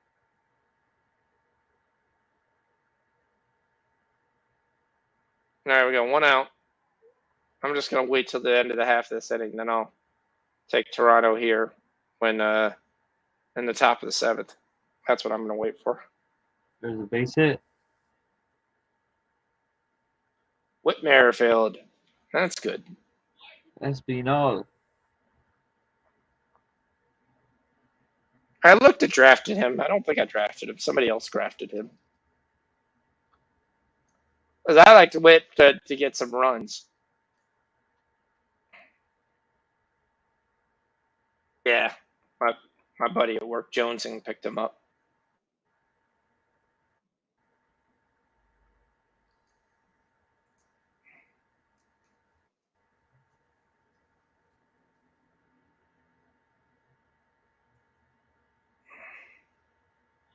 All right, we got Espinal up right now. He's doing a great job just watching pitches. That one was right down the middle.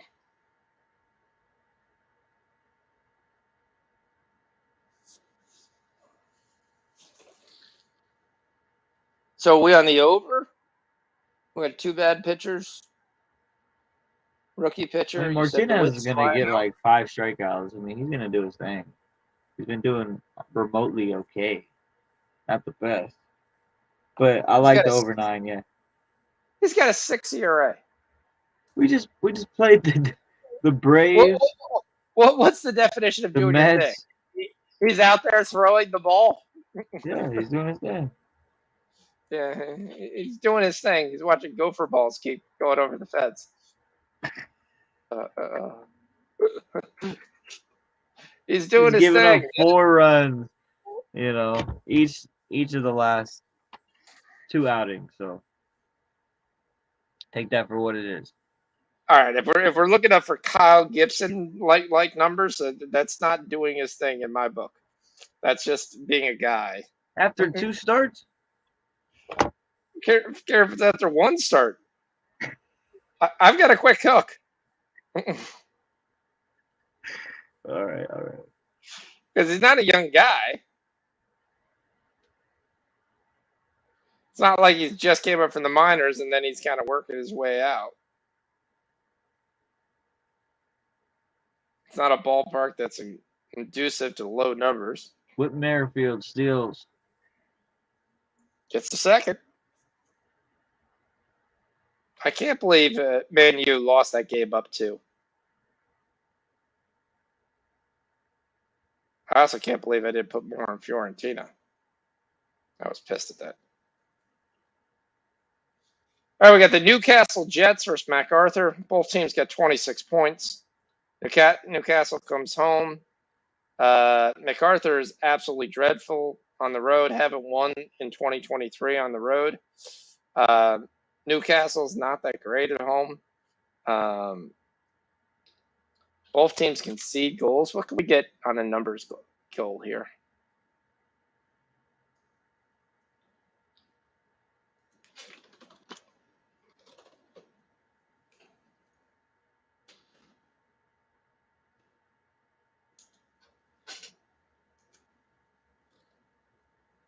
What can we get? Betcha they don't even give it to me. Act like, oh, we didn't see anything. Damn, You want to be? I thought we had NBA tonight. No, that's tomorrow. That's why we talked about it. So it's gonna be a short show. Like I said, most of this show is gonna be futures. So. Yep.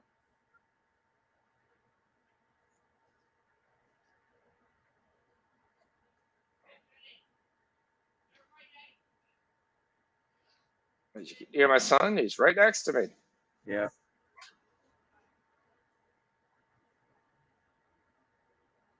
Looks like Goldie might get a at bat here. I need him to get a double. Even though Not this more. might be extra innings anyway. I mean, we're only in the fifth, but it's only Wait got till two you get more at that bats. bullpen though. Pirates bullpen is trash. Well, Velasquez Maybe is not maybe that's like where a Rich leader. went. I think he had to drive down a little bit to Pennsylvania. Yeah. 2 outs. Pops it up. Burleson up. I mean, what kind of lineup did we do here? Donovan, Burleson. Yeah, I don't know who this guy is. Burleson. Only Burleson I know is Nate, but he played the other sport. Right. So. All right, so Ottawa's beating Buffalo. Tampa Bay's beating Detroit. By the way, I would take the Maple Leafs to win the first series. So Lightning are not winning the first series. All right, we can get the Blue Jays at minus 110 now. So you think that Tampa Bay is done? Yeah, they don't play enough defense, and Toronto's owned them every time they played them.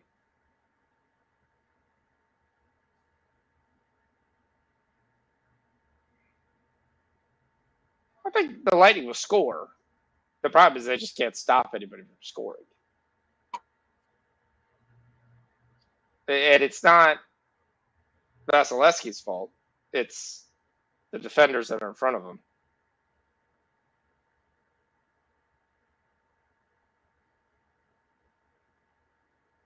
Well, I mean, I think even when you look at what they did at the trade deadline, they traded for young guys who were guys that were once seen as promising guys that they could build up because they know they're kind of trying to get ready for the next run.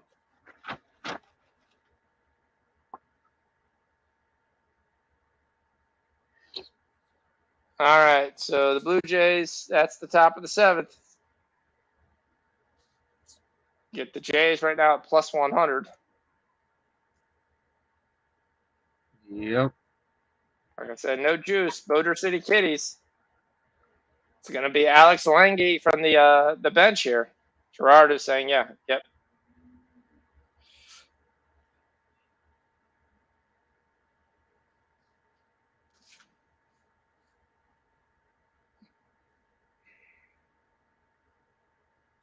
Every time I was down in Florida, I watched every Lightning game.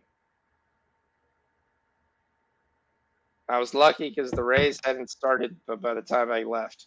So I watched 3. I stayed an extra week, and I ended up watching 4 Rays games in a week. For what, like $20? No, it's not too bad. Now, when you're older, that's what my dad wants to do. So, It's all right. watch the Lightning, watch the Rays. The Rays have something that's really cool. They have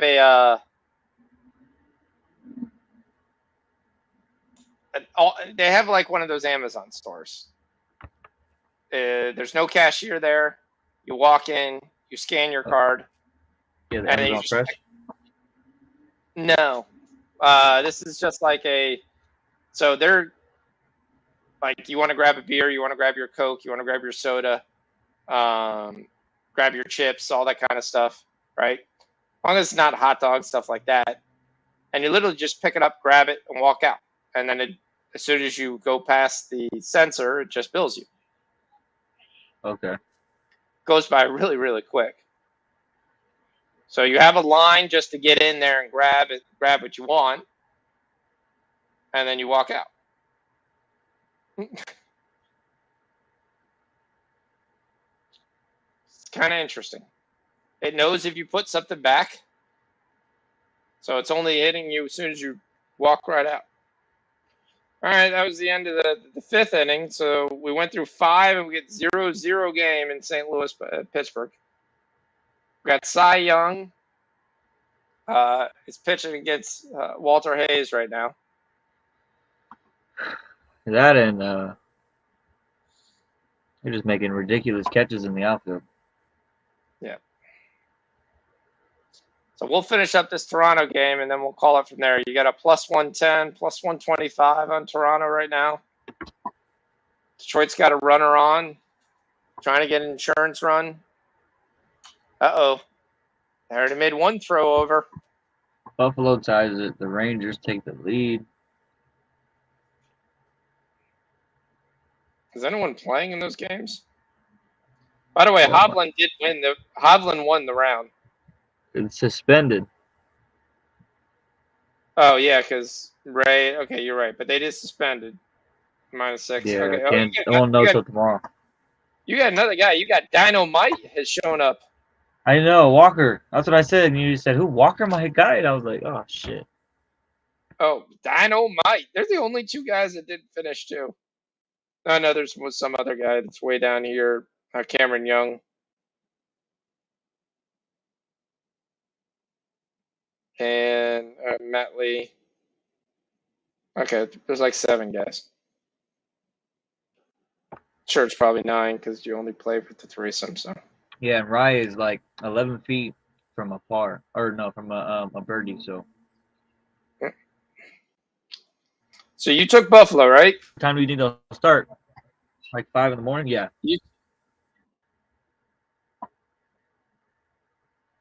All right, what can I get Buffalo? -116. How the hell did you come up with that number? It's not even 115. It's -116. All right. Live total in this game is 8.5.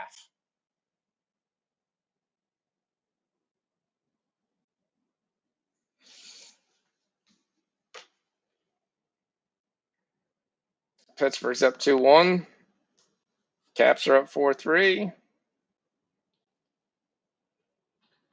Bases loaded for the Kitties. Oh, stupid kitties. Riley, how do you get runs and Riley Green has no hits? Got Nick Matan, first year player. Tyler Nevin, I think he's from the Orioles organization, isn't he? That's Phil Nevin's son. Yeah. There's like no outs too. Yeah, he just hit a blooper to center field. And then the first guy or the second guy that got on Bichette bobbled a routiner. So we are teaching you how to throw away a unit really quick on the Toronto. Yeah, my bad. Blue Jays. You can just set that unit on fire. Let's burn it together. Yeah, well, look, now we have a double with no outs in the Pittsburgh game. That was a run, but right? It's a 6th inning. Oh, McCutcheon got a ridiculous. double. He's still playing. Batting .324. How the damn? All right, we need a double play. We need a triple play. With the first out being at home. Need a strikeout. This guy can't even throw oh my, it's 2-0. Yeah, I finally threw a strike. This guy. He's an ex-Indians pitcher. What do you expect? Yeah, it's Adam Simber. Actually, he's actually an ex-Padre too. Unfortunately.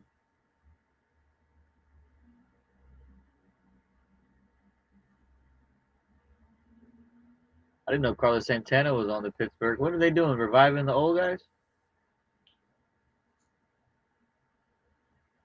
Sure, they just grabbed him because he's cheap.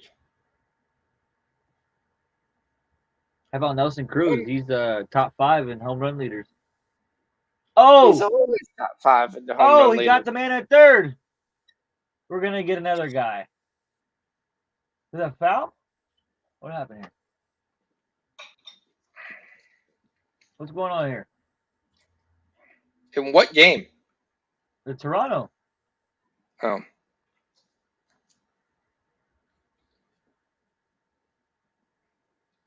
Got double play. Right.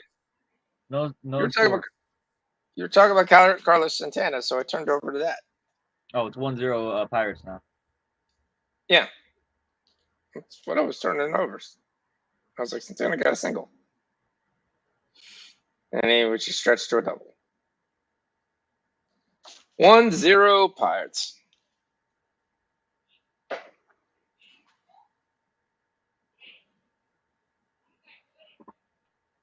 you imagine if Toronto gets out of this? It'd be nice. Yeah, get his butt out of there. Yeah, we got new pitcher coming in. Let's go. Mayaza.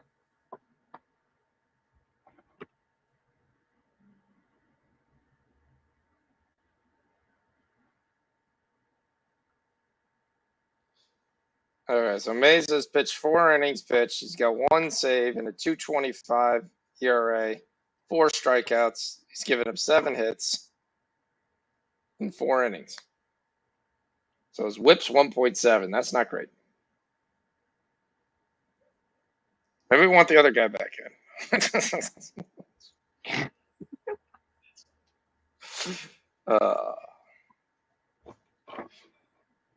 McCutcheon to third. G-Man Troy gets him over to third base. 1 out. 1-0 Pirates.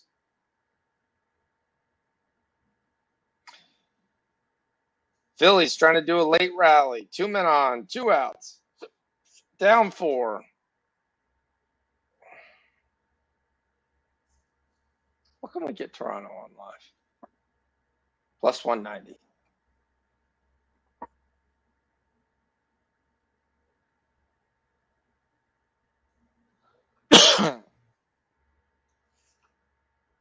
I didn't see what happened. Did they get out of it? Oh, they're still waiting. Commercial break. Gerard is taking the Cardinals. I would wait till to see if Pirates score here. Because it's 2-0. You're going to get a better number to plus 135.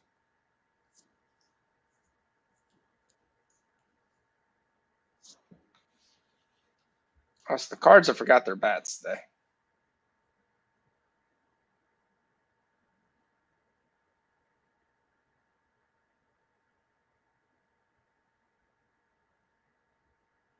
If you think Toronto gets out of here, you can get Detroit under 4 team total.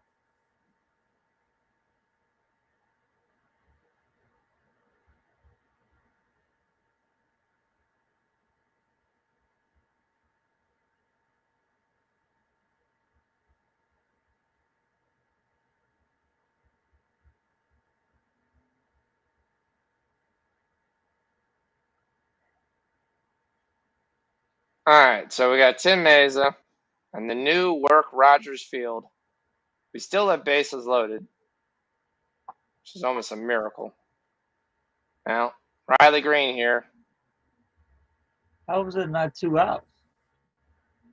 Wasn't it bases They only loaded already? Yeah, they only give him 1 out. Everyone advanced. Oh, the play at the plate, he's out. Carlos Santana's gunned down at home. Shocking, since Santana is so fast.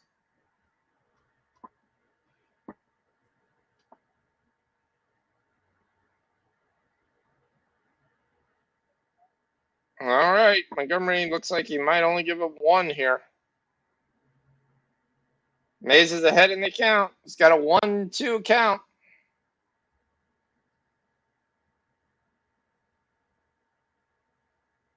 He needs a double play here. That's your friend. Strikeout works too. Strikeout works nice.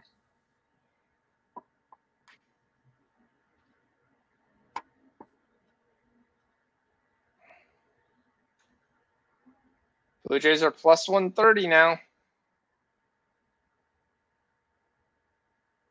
Oh, go home, go home, go home. He went home. Woohoo!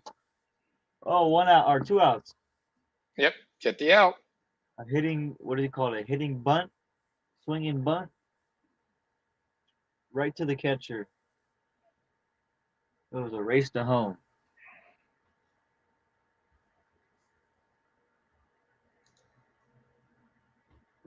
Yep, still 2-1. Blue Jays aren't dead here.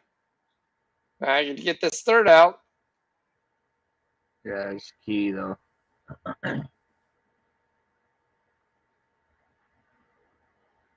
Got the pitching coach already out there.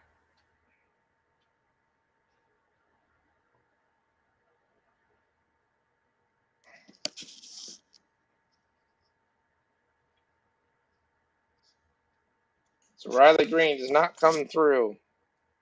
And Cincinnati wins. They shut the door. The Reds get to 5-7. Hey, when does the USFL start? I thought it was mid-May. I did look this up the other day. This weekend? June 21st. Okay. No, that's when it was founded.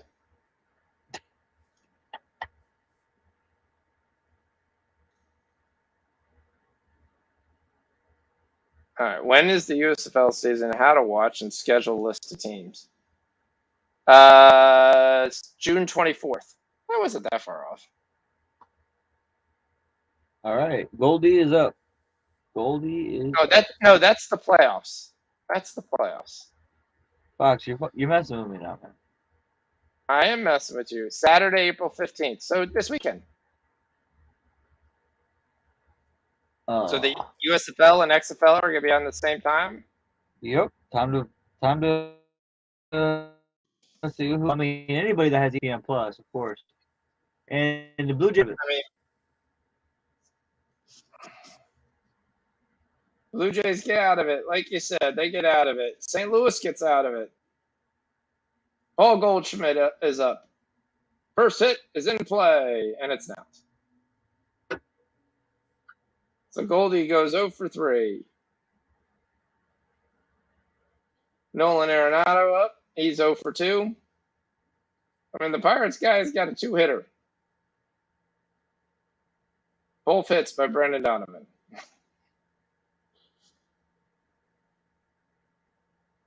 And Arenado breaks it up. He gets the third hit of the day. Arenado. Blooper, just barely. Yep. It counts. In the scoreboard, it counts. Wilson Contreras. Don't call me William, because that's my brother.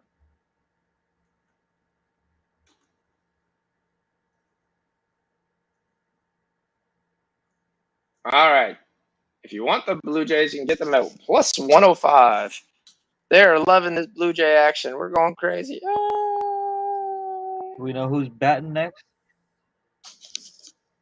For the Blue Jays, yes. On deck is the great Espinal, Kevon Biggio, and George Springer. Dun, dun, dun, dun, dun, dun, dun, dun. All right, live total in the Detroit game is 5.5.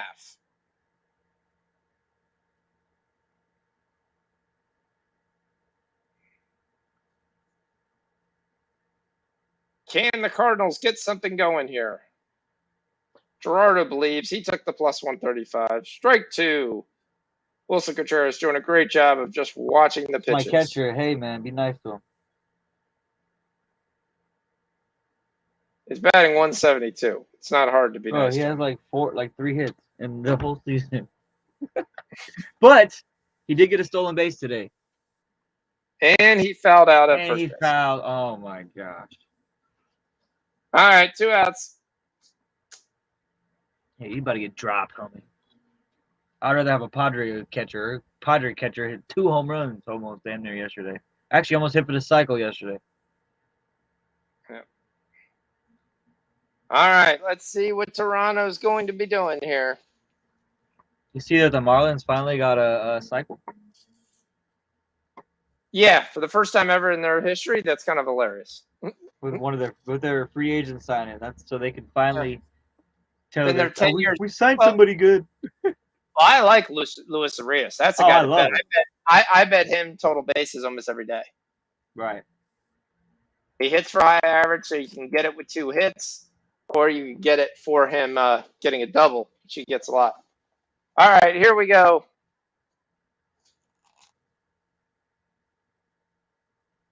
George Springer is up.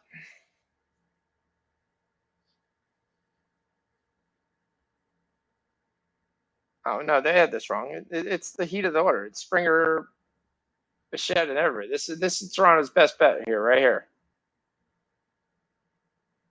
All right. Pitching for Detroit and Mr. Foley. Springer does have a hit on today's action. He is 1 for 3. That is at least positive. Oh, he fouls that off. 3-1 pitch. He had it cut.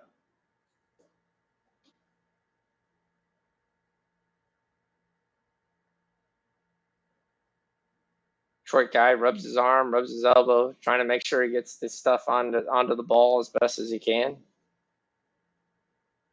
And Springer watches him at that wicked perch with great movement on the pitch, and he just watched it. And he just went right through part of the plate. You don't get that pitch on Major League Baseball.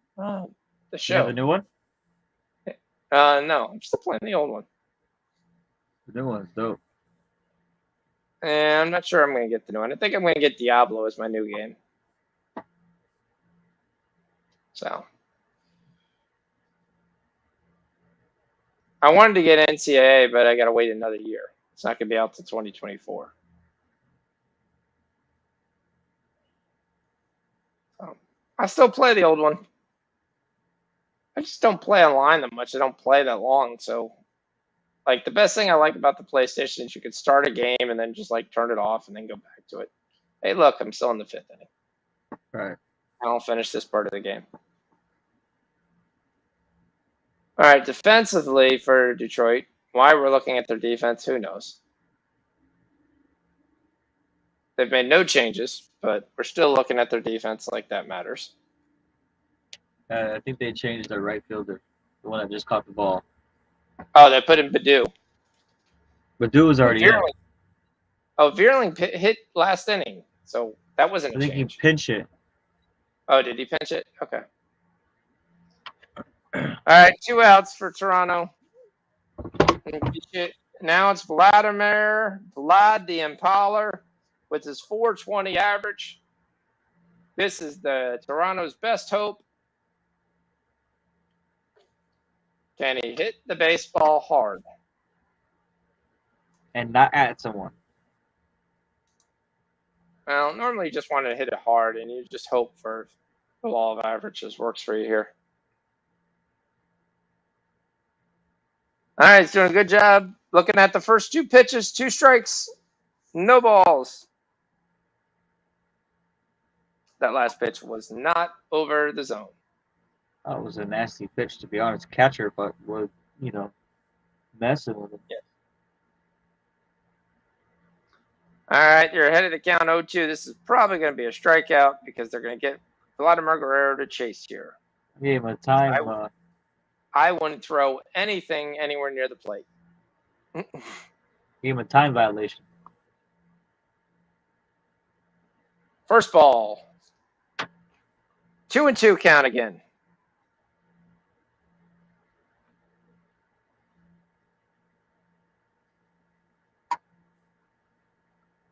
Two, 1, 3-2, full count. A walk here doesn't really hurt him that bad.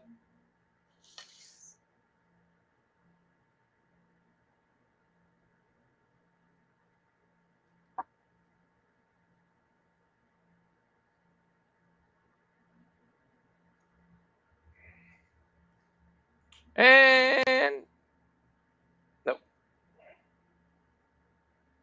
That's it. He gets out. Vladimir Guerrero. He is out. And now you're up to the end of the batting average order to see if you can do anything. Cardinals and Pirates. Montgomery is still dealing, but he gives up a hit. Bay singled to right.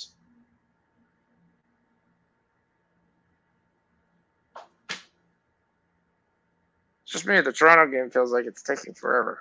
It really does. Like the St. Louis game started an hour later, damn near. It's the seventh inning. Oh, shit. Must be the commercials. All right, Montgomery's ahead of the hitter.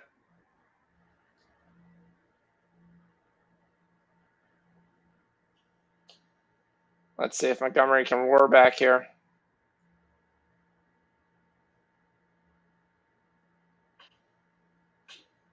The Yankees really didn't put up any fight tonight. Not one bit.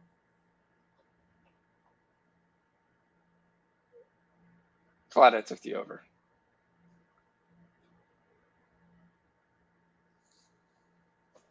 At least guys get hits. Let's see if they at least did that. Twins. Some guy Julian I've never heard of. It's 2 for 5. Gone deep. Correa's gone deep. Buxton has done nothing. 0 for 2 with 2 walks. My favorite Solano is 2 for 5. People don't talk about Donovan Solano, but all he does is bat for high average. He's another guy to take over 0.5 hits. Judge is 0 for 3. Dips his average below 300. Gleyber Torres is 0 for 4 tonight. Anthony Rizzo went deep today, so he's 2 for 3. He's done well. And Anthony Volpe got another hit. So 2 men on here for the Cardinals. It's time to get Montgomery out of here. Definitely. He's pitched a good game, but it's time to get him out.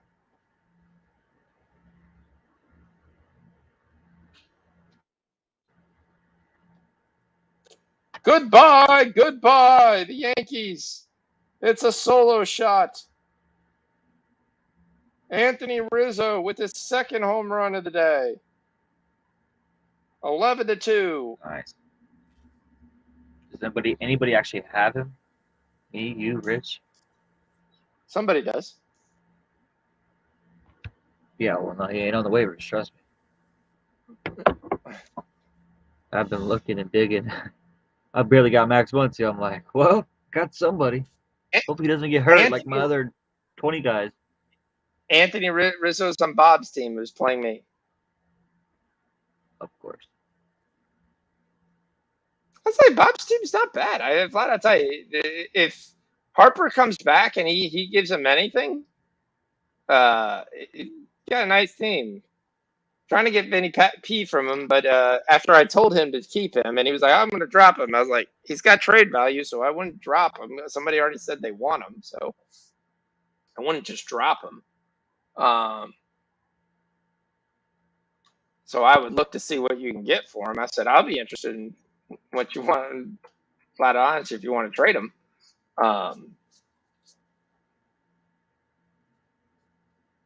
Good young prospect. Reminds me a lot of Mark Grace. A guy who they thought would have tremendous power, but he really doesn't.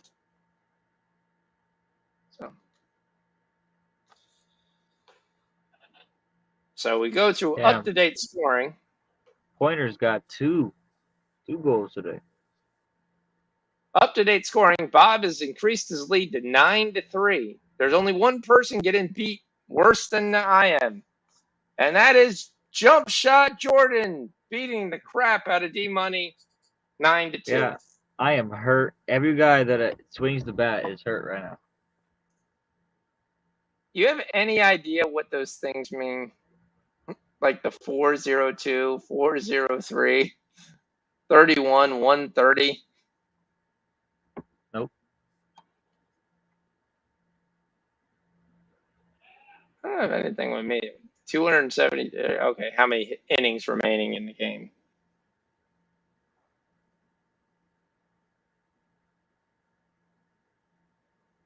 Yeah.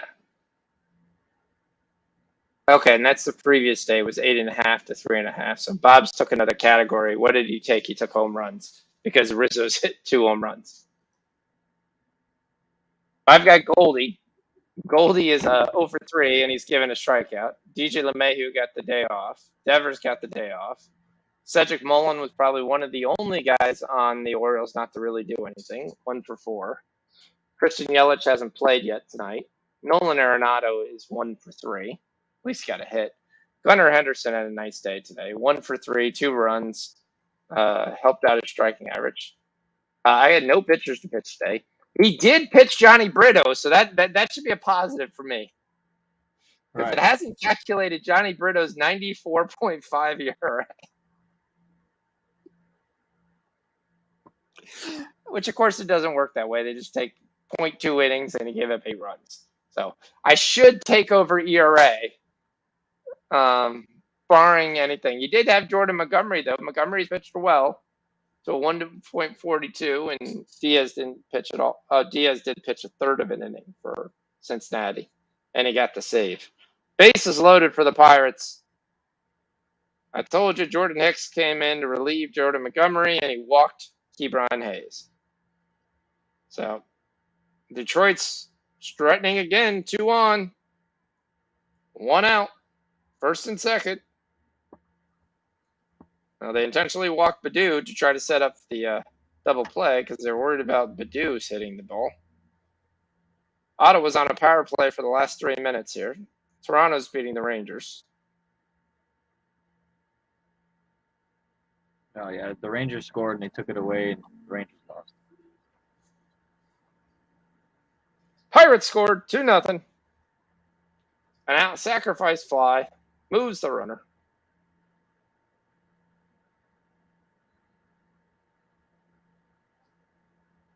So do the Rays get the record tomorrow? Yes. Or is it Saturday? Tomorrow. Everybody plays tomorrow.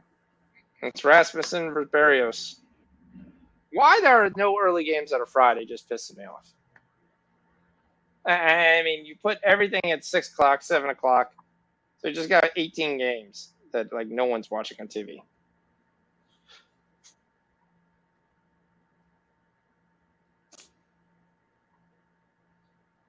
All right, if Detroit scores, we're just gonna call it.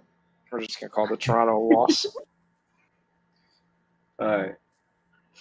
Oh, it's the bottom of the order.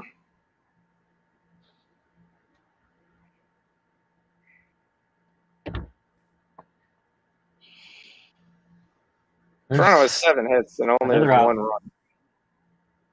Yep, that was good for them. So Springer's got a hit, Biget's got a hit, Barrera's got a hit, Merrifield and Belt got a hit. So that was good for me. So hits I took in this game.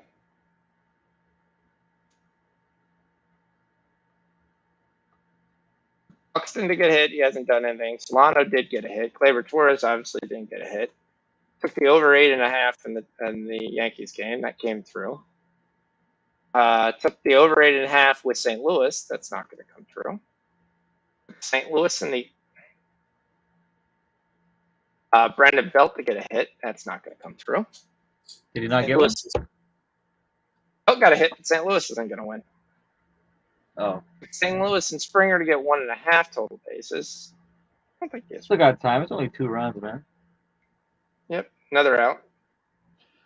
Riley Green to get a base. The answer is no. Jordan Walker to get a hit. Hasn't happened. Goldschmidt, they're there. Arenado over 1.5. Didn't happen. Oh, bases loaded again. Yep. All right, well, I'm going to call it. If I hit that, so I'll let you finish up. Yep. All right, man.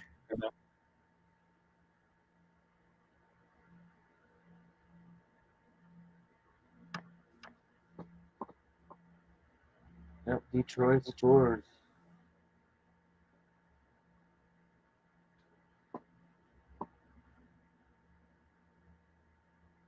All right, well, we're going to wrap it up. We got the Padres coming up. The Padres to score first.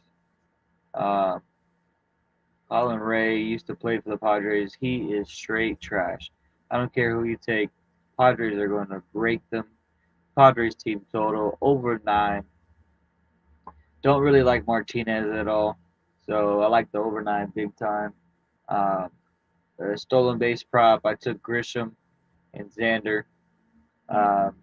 I like Yelich to steal a base. Other than that, A long shot home run is Nelson Cruz. He's already got one against Colin Ray. And we're going to call it. All right, y'all.